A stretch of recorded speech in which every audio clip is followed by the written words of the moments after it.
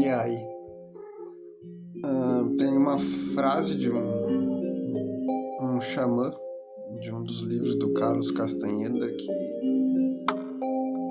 ele diz: perceber é real, o que é percebido nem tanto. É uma tendência um tanto quanto que perigosa nossa de normalizar o que um coletivo, a partir de um individual que se soma a um coletivo, percebe, toma como real, né? Como um padrão, que em alguns momentos, alguns grupos, alguns vieses, alguns sentidos acabam transformando isso numa normose, né, que traz sofrimento.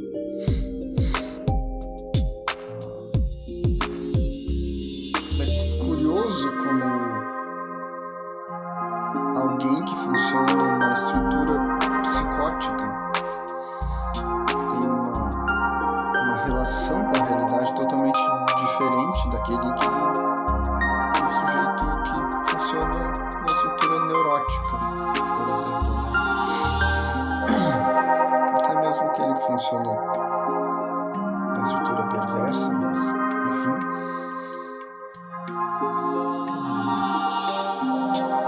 Esse choque que acontece, né? Esse encontro daquele que funciona na estrutura psicótica com aquele que funciona na estrutura neurótica é curioso. Aquele que funciona na estrutura psicótica tem a tendência de provocar um medo basal muito intenso, né? Um sujeito dito, entre aspas, normal.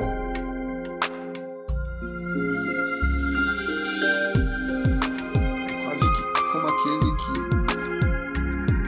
está na estrutura psicótica falasse outro idioma. Então, se tem a oportunidade de ver esse encontro, ver se o sujeito dito como normal, neurótico, se debatendo ou para lidar com intensidades muito difíceis ou para tentar entender aquele idioma tão diferente, né? Então surge essa barreira que muitas vezes é abismal. O perigo, né, de termos como norma, como padrão, uma maneira de perceber a realidade.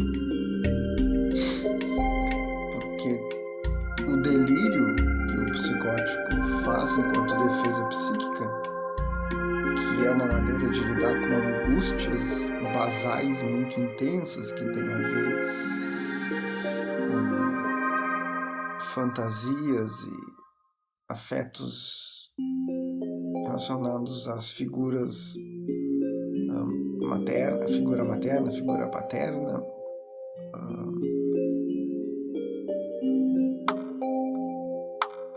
é como, né, o delírio ele tenta dar conta disso, dessas intensidades de uma maneira distorcida, distorcendo tanto que nem ele mesmo entende, né? Aquele que funciona na estrutura psicótica, nem ele mesmo entende, né, como o porquê esse delírio tão desconexo faz sentido para ele, né? Por mais contraditório que seja. Por exemplo,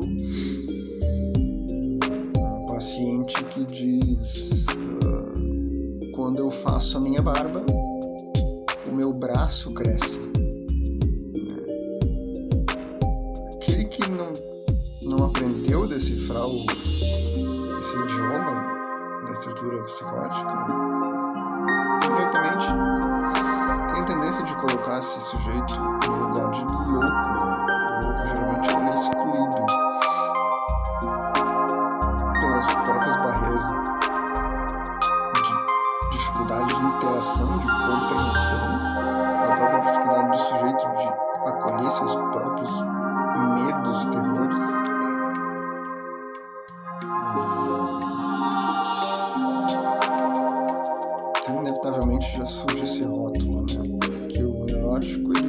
vai projetar no outro o rótulo de doido, de louco, para não ter que aceitar, acolher a sua própria loucura, né? Seus próprios terrores, seus próprios delírios,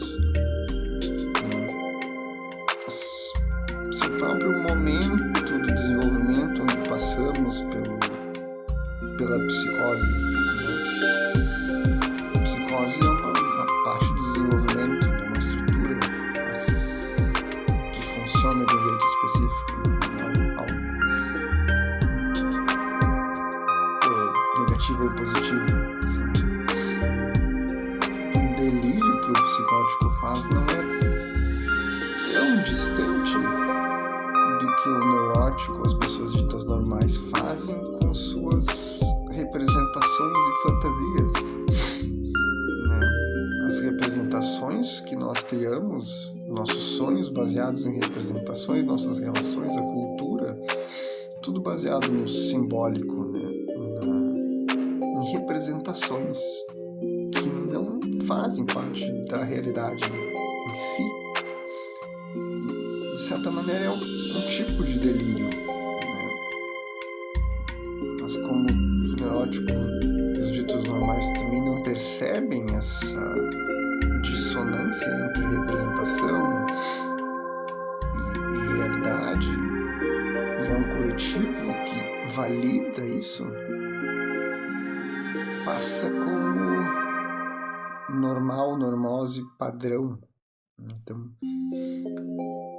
aí surgem, quer dizer, pode surgir, não, mas surgem grandes problemas, né, no sentido de, o pior deles é a exclusão, né, que as pessoas que funcionam de um outro jeito sofrem. E é curioso como o louco colocado no lugar de louco começa a funcionar como louco, né, louco, modelo de louco para os normais, né? No mesmo sentido que a criança funciona manifestando o inconsciente dos pais, o dito louco, nada mais é que essa manifestação dos modelos que os normais têm do que é loucura, né?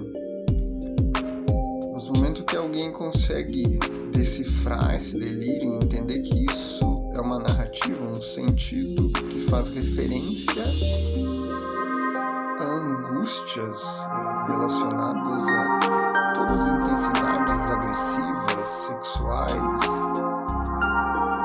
afetivas, do desenvolvimento que a criança teve com cuidador, cuidadora, pai, mãe.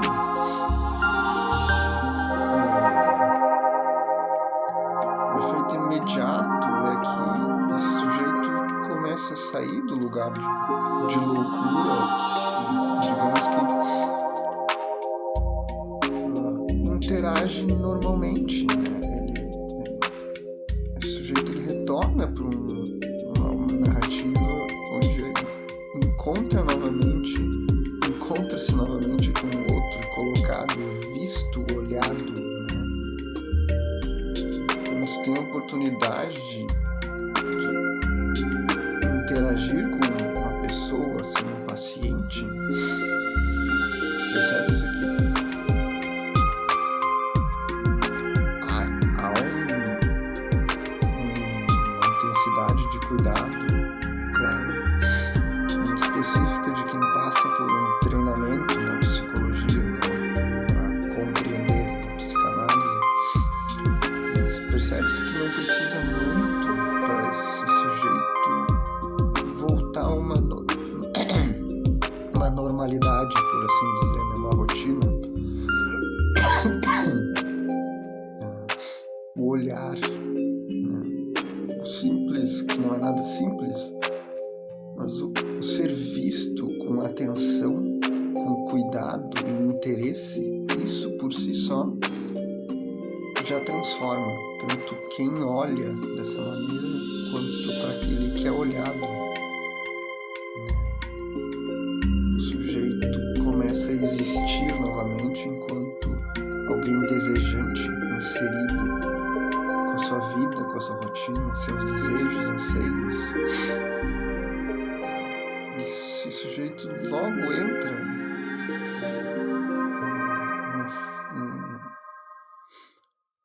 numa interação onde fala sobre seus desejos, seus medos, né?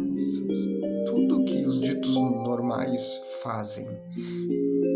Então, é muito triste quando a gente vê alguém. É muito triste para os dois lados, né? Principalmente quando percebe-se pessoas que têm interesse de ajudar. Essas pessoas que muitas vezes são abandonadas até pela família, vivem como mendigos, assim, né? Muito triste quando se vê interesse de pessoas de tentar se aproximar, se ajudar, mas a barreira de construtos de realidade impede, né? De crenças, da falta de aprofundar-se em si mesmo e acolher seus próprios medos, terrores.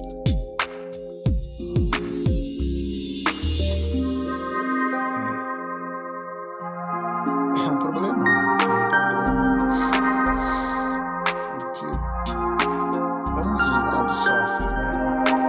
Tanto quem não consegue ser ajudado, como quem oferece ajuda não consegue.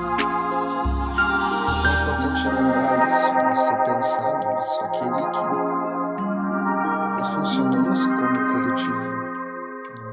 Nós só existimos enquanto coletivo, enquanto nessa interdependência, né?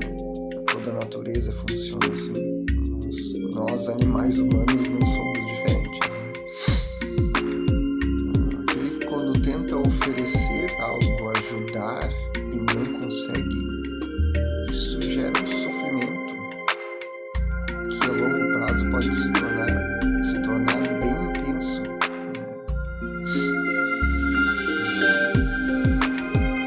Toda a energia, libido que se movimenta em direção ao outro, no sentido de olhar, de cuidado, e que é impedida, ela naturalmente por tensionamento e represamento se torna agressividade, tristeza. Então, e daí para frente, novos conceitos e representações e construtos de realidade vão se formando baseado nesses afetos, né? Eu, por exemplo, eu não presto, eu não tenho capacidade de ajudar.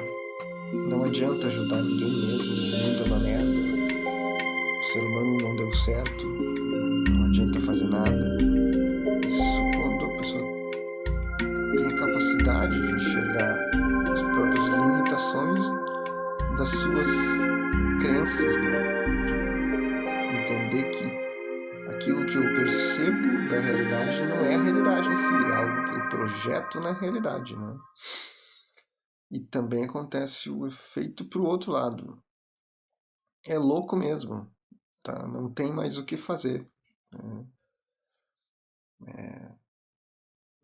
Então, é rico, é de uma riqueza sem tamanho. Aquele que funciona na estrutura psicótica, ele tá ele tá em outro lado, ele tá em outro plano e ele percebe outras coisas que nós não percebemos. Isso enriquece a nossa a interação, o sujeito, nós enquanto sujeitos evoluindo, crescendo, né?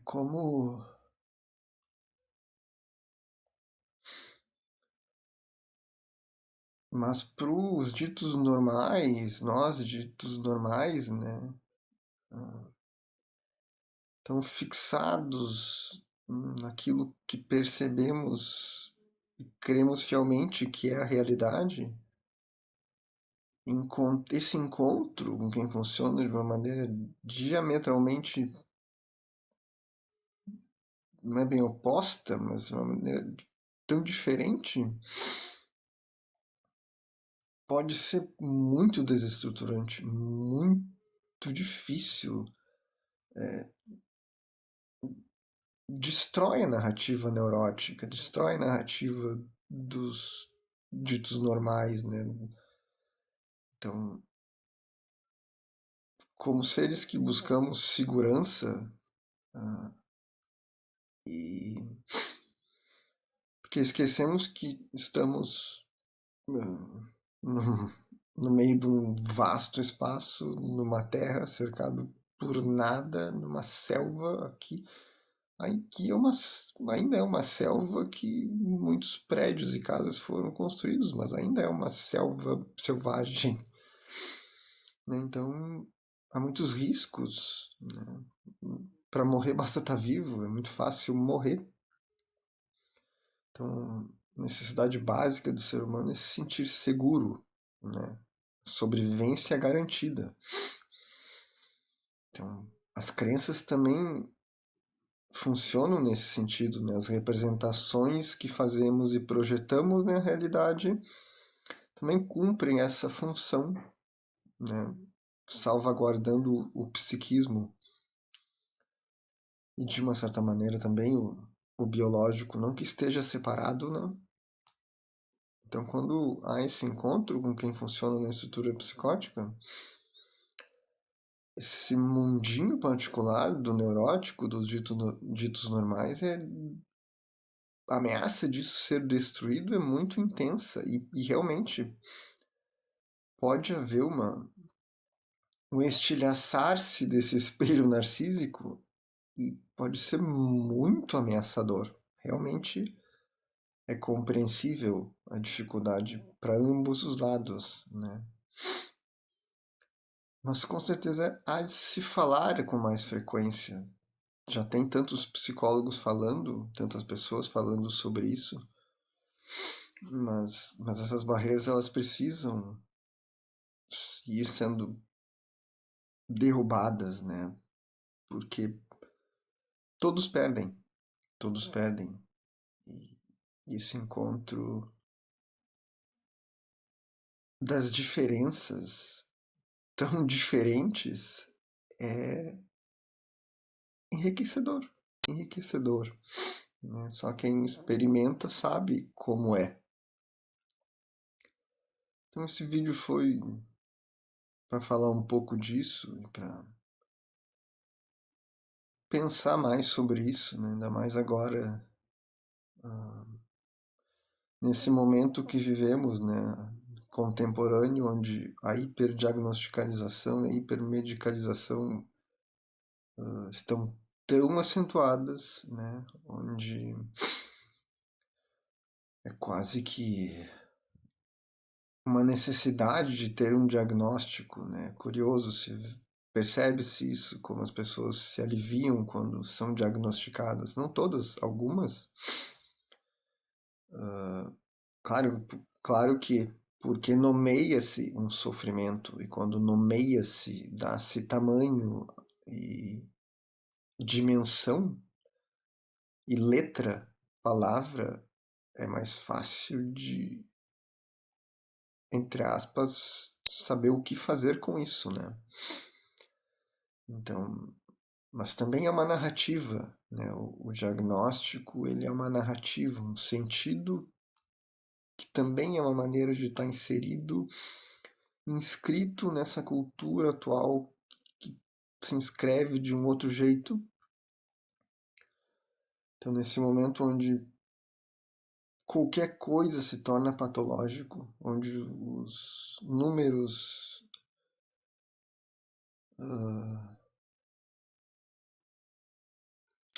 onde no DSM, onde tantas patologias novas surgiram,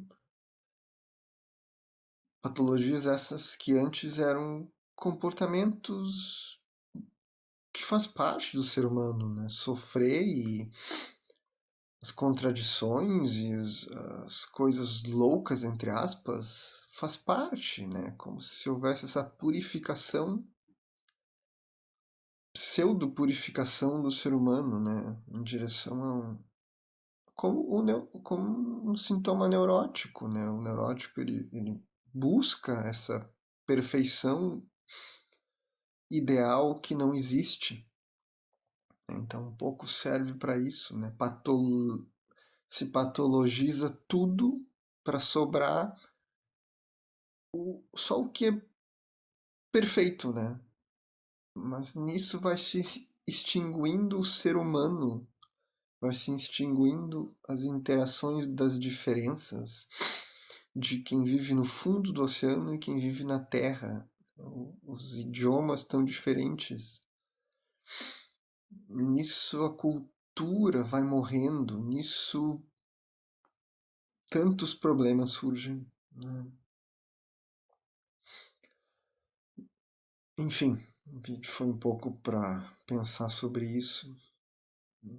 E sim, claro que os diagnósticos são importantes, mas quando realmente há uma gravidade, né, de um sofrimento psicoemocional. Valeu, até a próxima.